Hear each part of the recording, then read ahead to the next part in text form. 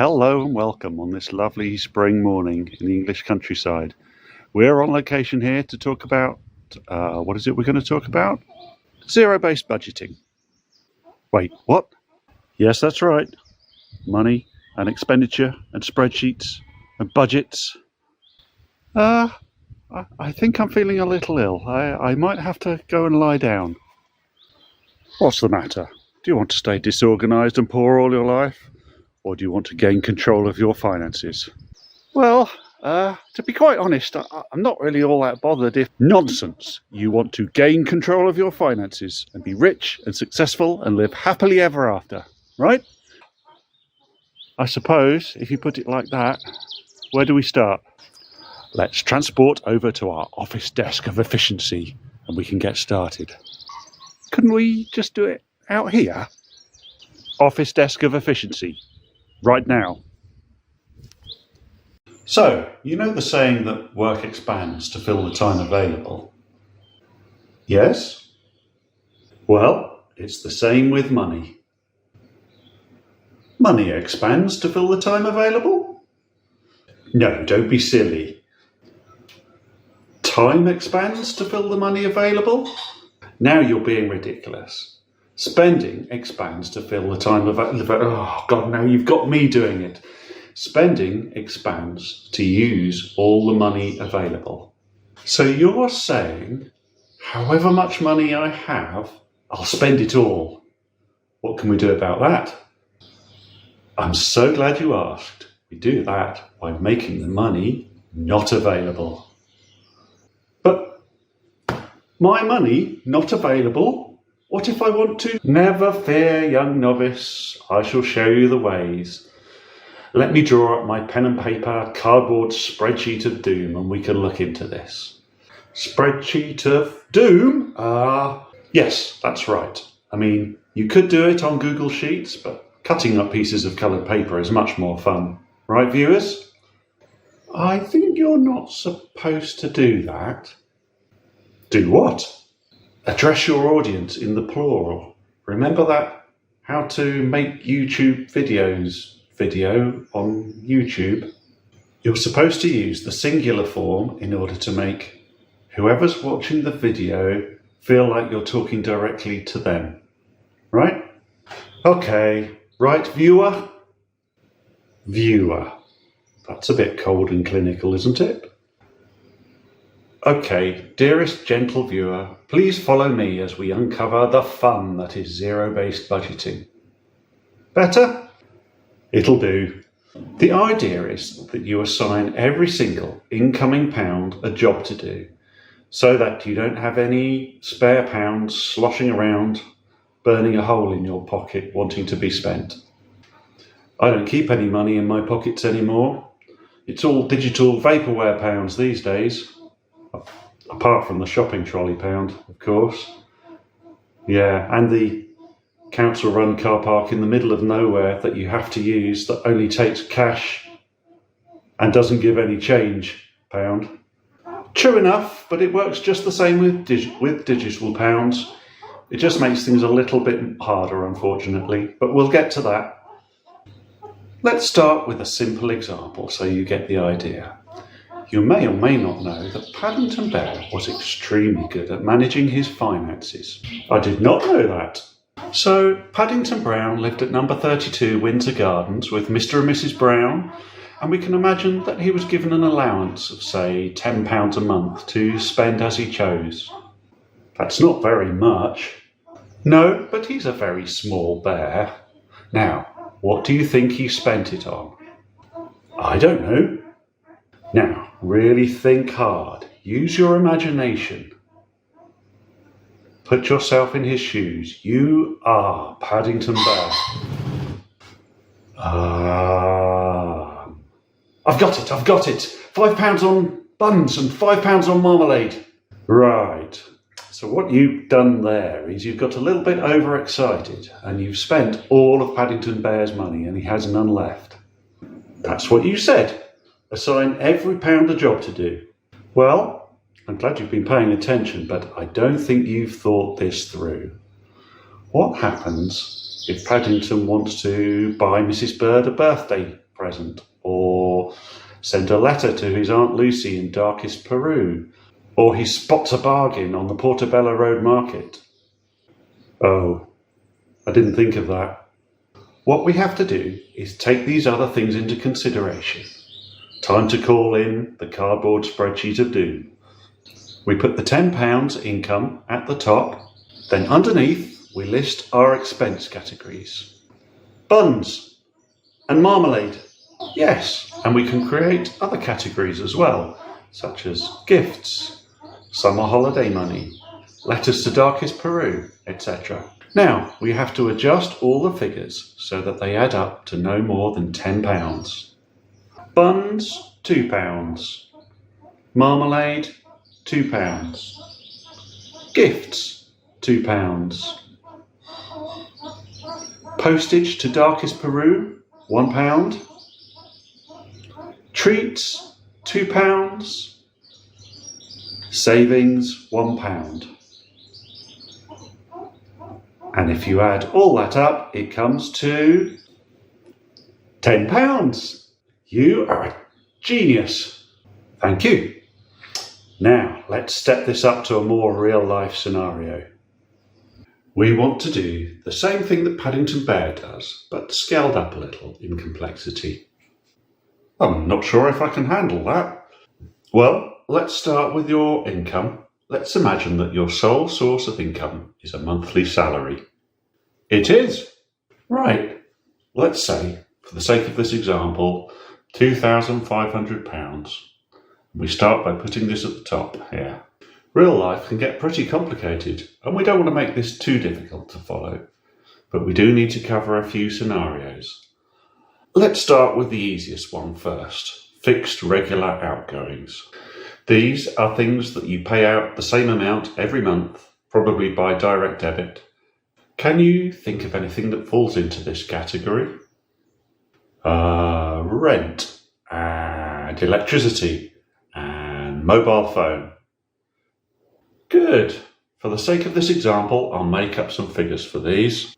£1,000 rent, £200 electricity, £20 mobile phone. I'll also add £200 council tax. We'd be in trouble if we didn't pay that. In order to keep it simple, we won't add too many rows here. We'll do these in orange. What about things that aren't a fixed bill every month? Good question. Let's move on to the next category, which covers some of this, which is essentials you have to spend money on every month, but it's not necessarily a fixed amount. What might that include? Chocolate? Video games? They are not essential. What eats up most of your money every single month after those initial fixed costs have been covered? That's easy. Food and petrol. Right, so you can set a budget for these, but you're not necessarily going to spend an exact fixed number of pounds. So one way to deal with this is to have a separate account just for food and petrol, which you top up each month with a fixed amount.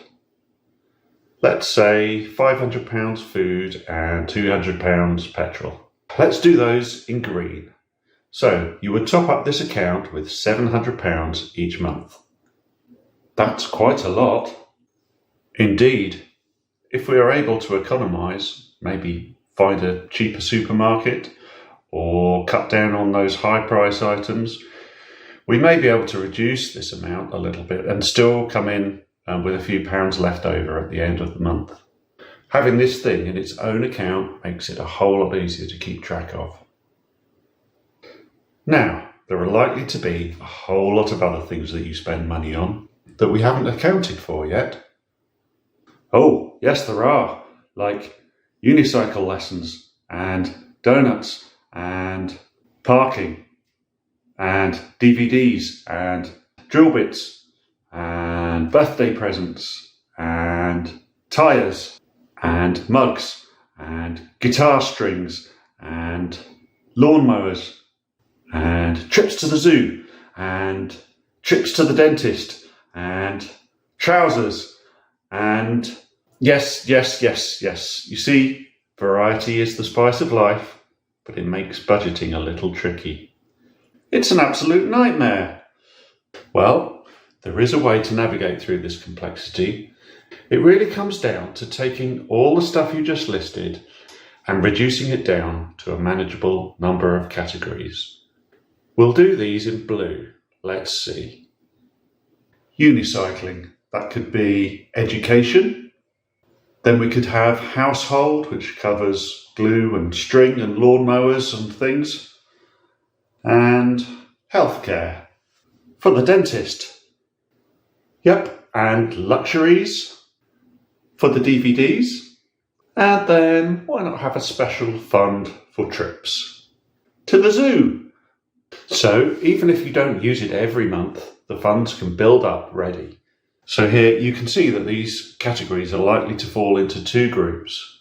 Those that you spend regularly, education, household, healthcare, and then those categories where you're saving for something big. Let's say trips. Sometimes when something falls off the bottom of the car, I have to spend loads of money in one go to get it fixed. Good point. Let's add car maintenance.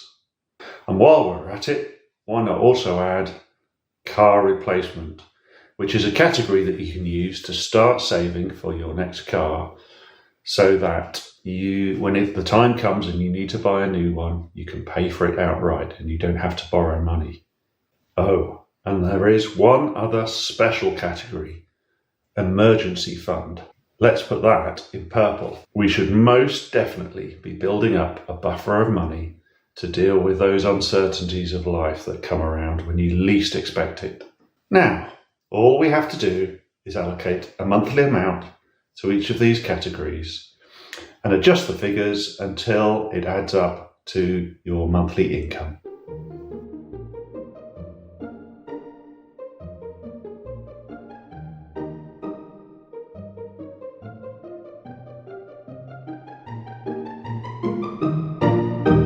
Now, that's done.